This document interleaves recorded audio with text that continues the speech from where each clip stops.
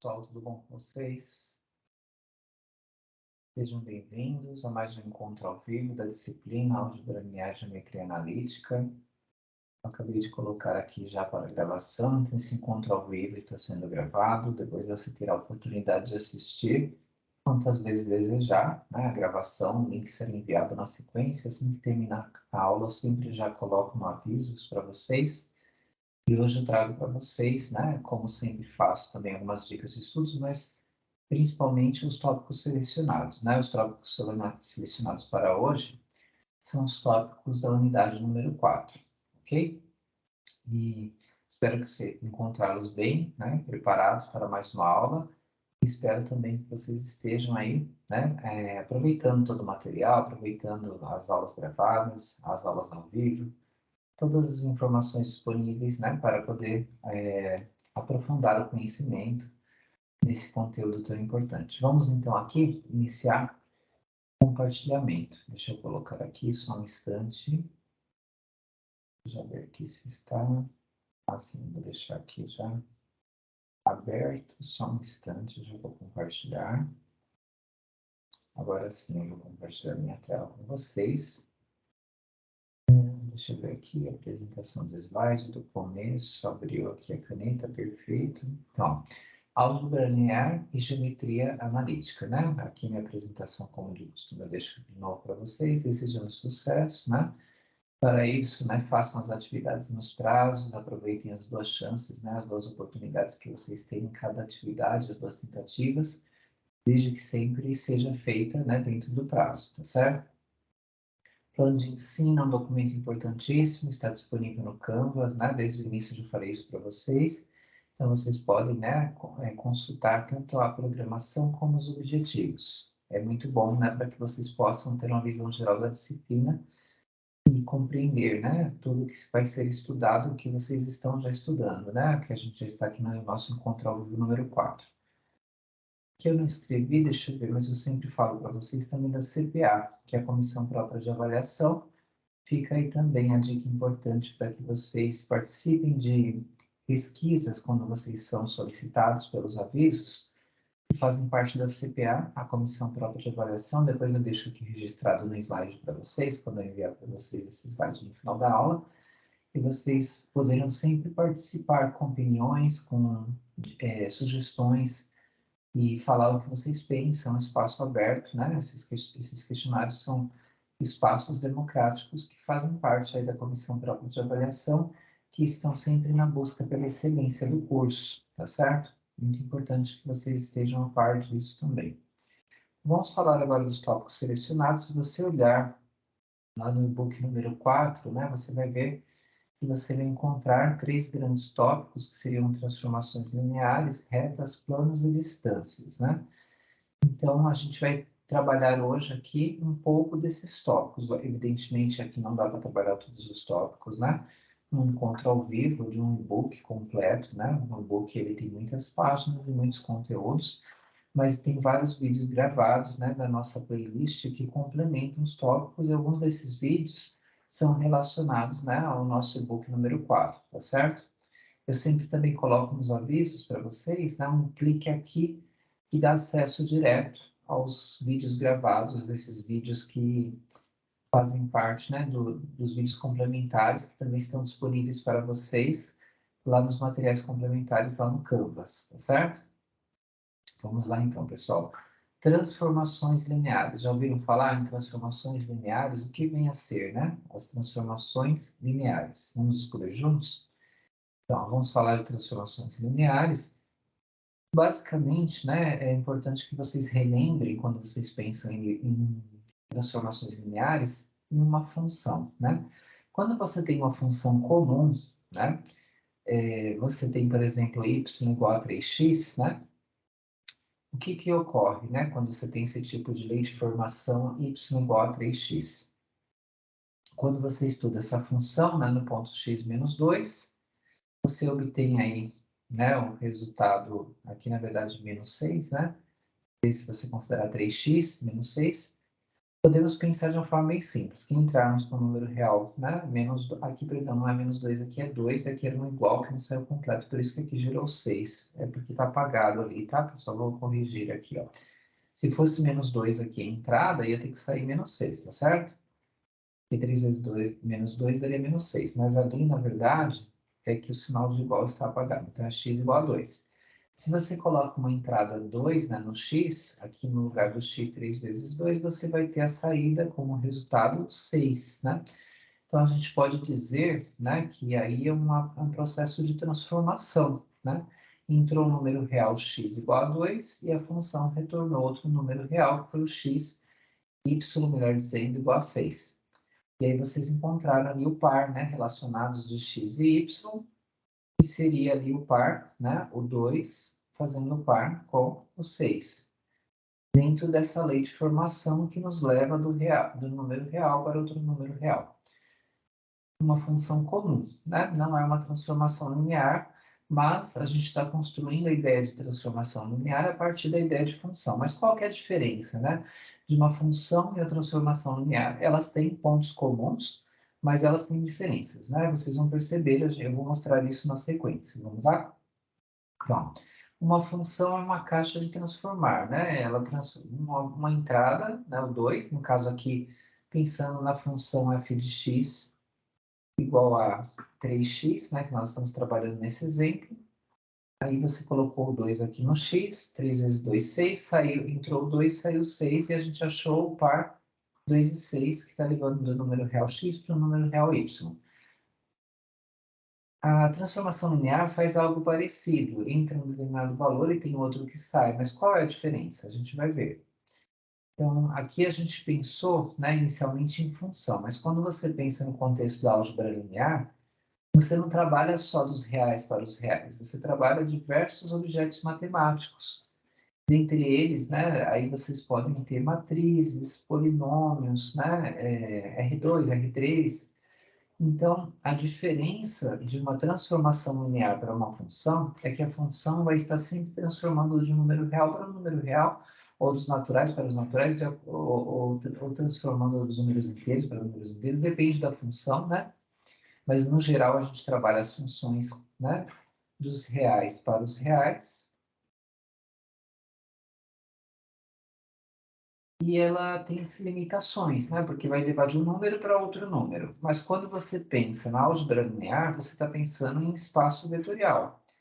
Então, qualquer ente matemático que atenda às propriedades de um espaço vetorial pode ser aí um elemento que vai ser inserido, né, um elemento aí do espaço vetorial, dentro de uma transformação linear que vai entrar um determinado valor e vai sair outro, mas não necessariamente número para número, reais para reais. Querem ver exemplos para ficar mais claro, né? Então, lembrando que espaço vetorial, né, tem material gravado também falando sobre isso, em relação a todas as propriedades que precisam ser atendidas em um ente matemático para que seja considerado um espaço vetorial, para que atenda às condições aí algébricas de um espaço vetorial, tá? Então, aqui, ó, vejam esse exemplo de transformação linear. Vai levar do R3 para um polinômio de grau 2. Ó, então, a transformação aqui, ó, entrou A, B e C, R3. Pela fórmula aqui, ó, está transformando em um polinômio de grau 2, porque o maior grau aqui, ó, o x ao quadrado. E como a gente tem, né, que o R3, né, ele pode, se você faz a análise do R3, ele atende às propriedades para ser espaço vetorial, se você faz a análise dos polinômios, né, de segundo grau também, então, aqui a diferença da transformação linear aqui não é de número para número, mas é uma transformação de diferentes índices matemáticos, como nesse exemplo R3 para polinômios de ordem 2, ou grau 2. Você poderia também ter matrizes de ordem 2 para o R2. Vejam aqui, ó, essa transformação linear. Você vai fazer a entrada dos dados de uma matriz de ordem 2. E olha aqui a transformação, está levando para o R2. Aqui seria, né, ó, o valor equivalente aqui antes da vírgula, no R2 o equivalente ao X, e no R2 aqui seria o equivalente ao Y. Então, não leva sempre do mesmo ente matemático para o mesmo ente matemático. A transformação linear ela tem a condição de que o ente matemático seja um espaço vetorial. Depois vocês podem rever o vídeo que fala sobre o espaço vetorial para entender as propriedades necessárias para que se caracterize, né, como esse tipo de estrutura algébrica. Mas a transformação linear, a grande diferença da função é que ela não leva só de um número para um número, mas de uma estrutura para outra, né, de R3 para polinômio, de matrizes para R2. Querem ver aqui mais exemplos? Ó. Aqui também de R3 para polinômios de grau 2. Isso aqui a gente viu anteriormente, aqui só tem mais um comentário. Na matriz de ordem 2, transformada em R2, né, nessa transformação linear. Então, a transformação linear ela recebe um vetor, né, de 3 componentes, nesse primeiro exemplo, e retorna um polinômio de grau 2, que é o que vocês estão vendo aqui, ó, no primeiro exemplo. Na transformação 2 ali, né, entra com a matriz de ordem 2 e retorna um vetor com 2 componentes, que seria o R2, que é esse aqui. Então, está fazendo o processo de transformação. Tem, lógico, né, características comuns com as funções, esse processo de entrar um valor e sair outro, mas está levando de um espaço vetorial, de um vetor que pertence a um determinado espaço vetorial, para um outro vetor que pertence a um outro espaço vetorial. Porque é por isso que a gente tem índices matemáticos diferentes. Vamos fazer aqui a definição de transformação linear. Né? Para a transformação linear, ela, além de, né, ter a estrutura de espaço vetorial que tem que ter várias propriedades, tem que acontecer, né, tem que satisfazer duas propriedades importantes. A soma de dois vetores, aqui como está representado o t de u mais b, vai ser o t de u mais o t de v separados, né? E a multiplicação por escalar aqui, o k vezes u, é a mesma coisa que o k vezes a transformação linear de u. Atendendo essas duas propriedades, além de ser realmente um vetor que, né, que ele faz parte naturalmente de um espaço vetorial, depende do espaço vetorial que você está trabalhando, pode ser matrizes, polinômios, R2, R3 e outros. Então, considere a transformação. Vamos ver um exemplo? Ó. Você tem aqui do R3 para matrizes de ordem 2. Aí está levando aqui ó, o R3 ABC para esse. Olha a lei de formação, como que vai ser a transformação. Vai ficar A, B, C e 2A. Então, ó, o elemento que tiver no primeiro lugar fica aqui, né? Deixa eu apagar para mostrar novamente para vocês. O elemento que está na primeira posição vem para cá automaticamente, na segunda posição vem para cá, na terceira posição vem para cá, na matriz. Mas esse quarto elemento, ele é o dobro do primeiro. Então, você vai seguir esse padrão na hora de fazer a transformação aí do R3 para essa matriz de ordem 2. Vamos ver, então, como que funciona. Essa transformação, ela tem como entrada um vetor de 3 componentes, que seria o R3, e ele nos dá como resultado uma matriz quadrada de R de ordem 2, tá? Então, aqui, será que ele atende as duas propriedades? Não, ele tem que atender a propriedade de a soma, né? A transformação da soma é a mesma coisa que a soma das transformações deles separados. Então, para fazer essa verificação, né, dessa propriedade, que é fundamental para que seja uma transformação linear, primeiro você faz ó, a transformação da soma, né? A transformação da soma, a gente está trabalhando aqui com ABC. Então, a gente tem aqui dois vetores com 3 elementos, né? ABC mais DEF. Aí, primeira coisa, né? Se você vai fazer a soma natural aqui desses vetores, seria o primeiro com o primeiro, o segundo com o segundo e o terceiro com o terceiro. E aí, quando você faz aqui, né? Aqui é a soma dos vetores, para primeiro fazer a soma entre parênteses, para depois usar a transformação, a sua lei de formação, relacionada a uma matriz de ordem 2, tá? E aí, quando você usa a matriz de ordem 2, já tendo feito aqui a soma desses vetores, vai ficar o quê? Ó? Na primeira posição, o AD, né? O A mais D, deixa eu apagar para mostrar de novo, está muito riscado. Então, ó, o A mais D, porque é o vetor que está na primeira posição, né? O elemento, né? Na primeira posição. Depois você tem o B mais Z, que é a lei de formação que eu estou seguindo, que é aquela lei de formação original, né? Ó, primeiro vem para cá, o segundo, ó, o terceiro, e aqui é o dobro do primeiro. Tá vendo aqui em cima? Eu estou seguindo essa lei de formação. O segundo, né? Aí depois o terceiro aqui, e aqui é o dobro do primeiro. O primeiro aqui é A mais D, 2 vezes A mais D. Então, aqui eu estou construindo a transformação da soma, para ver se vai ser igual a soma das transformações separadas. Então, agora a gente vai estruturar com as transformações separadas para ver se dá igual mesmo, né?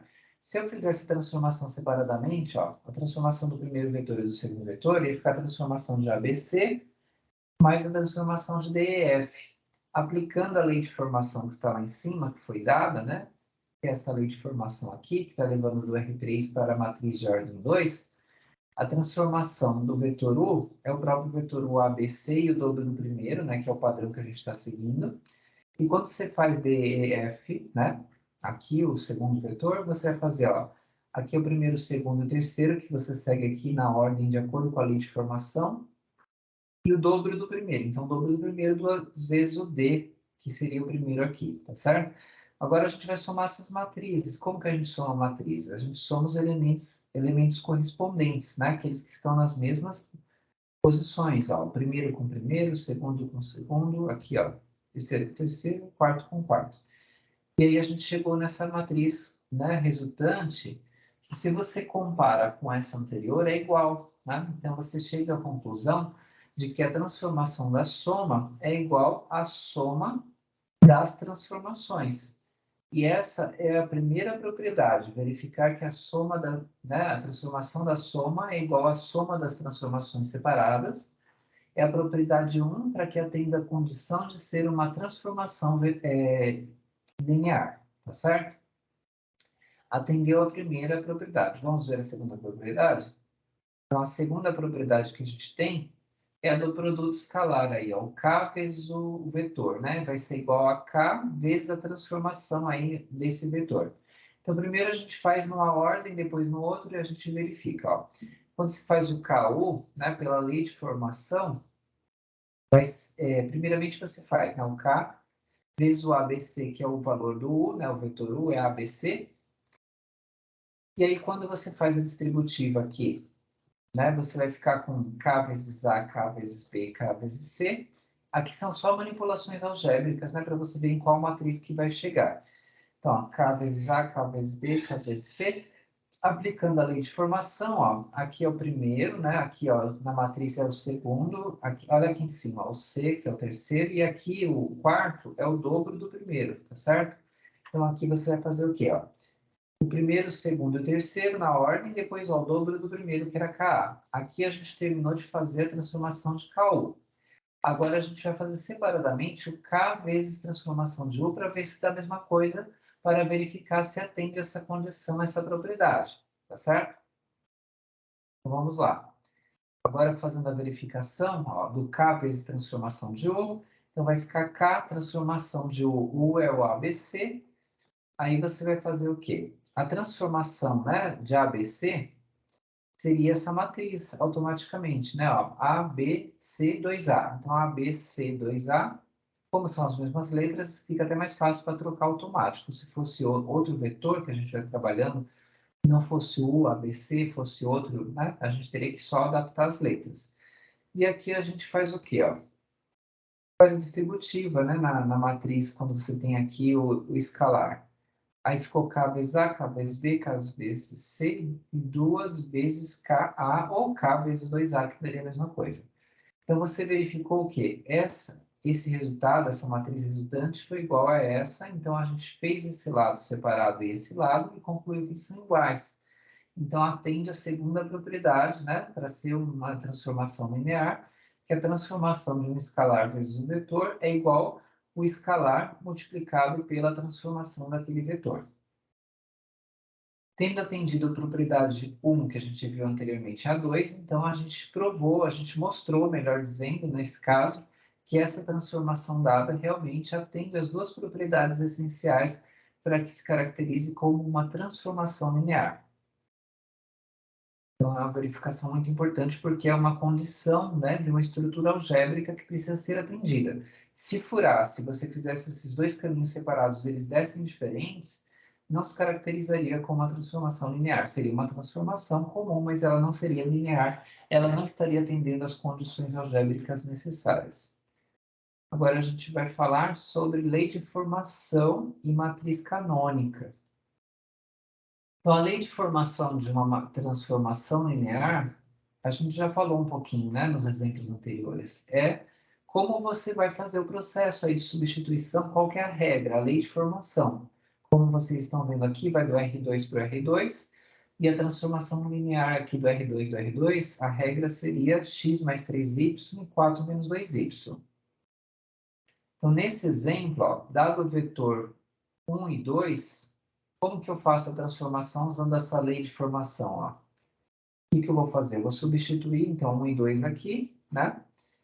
E aí eu vou substituir os respectivos elementos aqui, né? Ó, o 1, aqui o y ele vale 2, né? Então ficou, ó, o 1, 3 vezes o 2, depois aqui 4 vezes o 1, porque é o valor do x, e menos 2 vezes o 2, porque é o valor do y. Fez a substituição na lei de formação, né? Faz aí o passo a passo, ó, 3 vezes 2, deixa eu apagar para mostrar melhor, que agora já está bem riscado, né? 3 vezes 2, 6, 6 mais 1, 7. Então, aqui ficou 7, menos 2 vezes menos 2, aqui 4 vezes 1, 4, 4 menos 4. Aqui chegou no zero. Então, a transformação desse vetor dado, né? Nessa transformação linear, com essa lei de formação, resulta no vetor 7 e 0, tá certo? Pessoal, alguma dúvida, alguma pergunta? Eu estou acompanhando aqui nosso chat ao vivo. Mas se vocês não tiverem dúvidas, podem também mandar depois pelo fórum de dúvidas ou pela caixa de entrada, ok? Vamos lá? Vamos à sequência.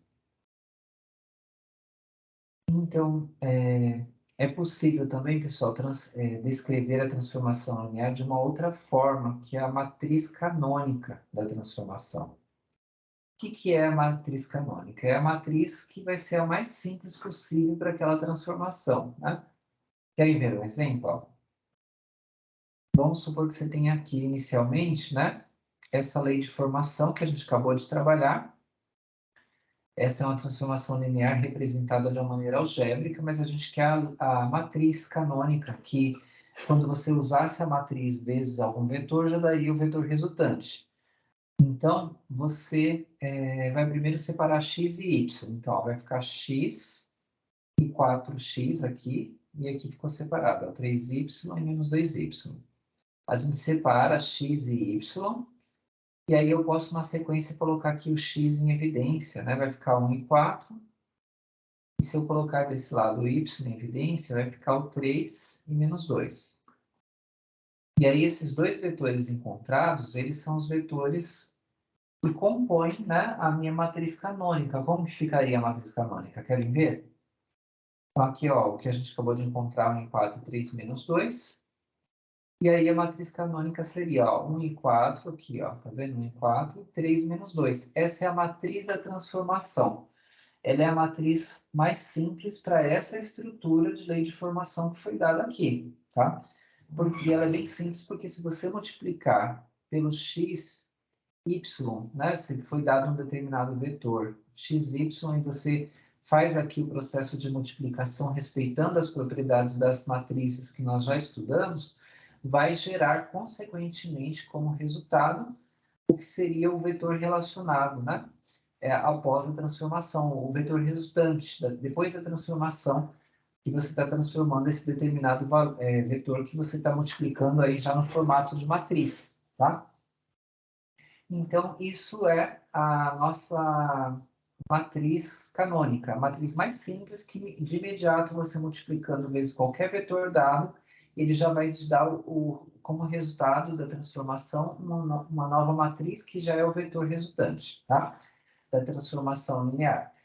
E a gente pode falar em matriz canônica de uma maneira mais ampla, né? Falando da matriz canônica né, de alguns espaços vetoriais, mas eu vou comentar a seguir, tá? Então, ó, conhecendo a matriz canônica que a gente acabou de achar dessa transformação linear, como eu havia dito para vocês, ó, é só multiplicar pelo xy que você encontra, né, o vetor já transformado. Então, aqui é a matriz canônica que a gente acabou de encontrar, xy, e aí se você faz aqui também a distributiva, fica mais prático, né?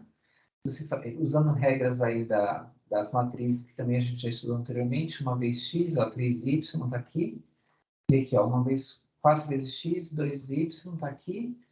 Aqui você, fazendo essa distributiva, se você está usando números, você chega no vetor já transformado. Se você usa algebricamente de novo a multiplicação pelo xy, você volta para a lei de formação que a gente tinha originalmente, né? Porque a gente acabou de ver anteriormente, né, aqui, ó, que foi dada a lei de formação e a gente isolou o x e o y para achar a matriz canônica, a matriz da transformação. Mas eu posso fazer o processo inverso também. Se eu tenho a matriz e eu quero achar a lei de formação, a representação algébrica da transformação linear, eu faço de novo a distributiva aí com x e o y, tá certo? Então, aqui falando de matriz canônica, que é a matriz mais simples possível para uma determinada transformação linear. Aqui vamos ver mais um exemplo. Ó. Dada a transformação x, y e z, né, que aqui é a lei de formação, encontre a sua matriz canônica associada. Qual que é o primeiro passo, pessoal? Separar x, y e z. Né? Então, vou apagar aqui para a gente ver melhor. Ó. Aqui eu tenho x, ó, 3x e x. Então, e aqui 2x. Então, eu separei tudo junto aqui. Né? Ó. Depois eu tenho 2y e y. E eu não tenho, aqui é só x e z, não tem y, então eu coloco zero no meio, tá?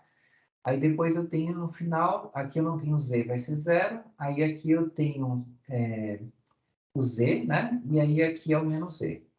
Eu separei as letras, né? Por x, y e z, colocando o x e o y em evidência, aí você encontra os números que deveriam ser multiplicados, né? Os vetores.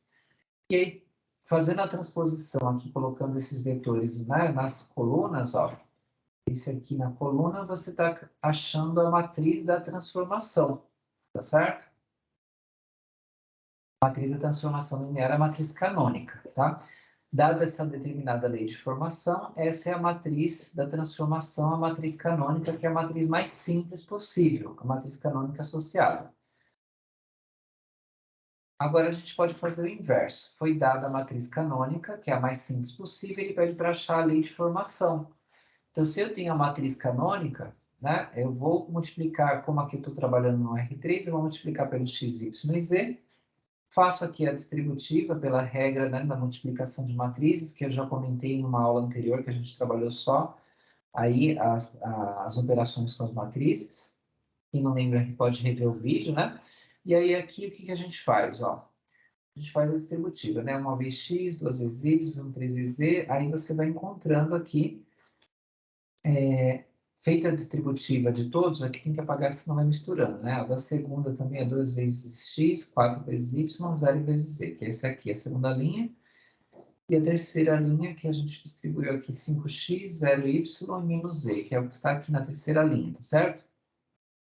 E aí a gente reescreve agora a primeira linha aqui, né? Ó, a segunda linha da matriz aqui na sequência, ó, e a terceira linha da matriz, onde está zero, você desconsidera, porque zerou a letra. E aí você achou a lei de formação a partir da matriz canônica, né? Que foi dada a matriz da transformação, a matriz mais simples possível que você poderia ter para essa específica transformação linear. Pessoal, mas vocês vão ouvir também de falar em base canônica do R3, do R2. Por exemplo, a base canônica do R3 é o 001 para gerar o Z, 100 para gerar o X e 010 para gerar o Y. São três vetores, né? Onde só não é zero a posição daquela letra, daquele eixo.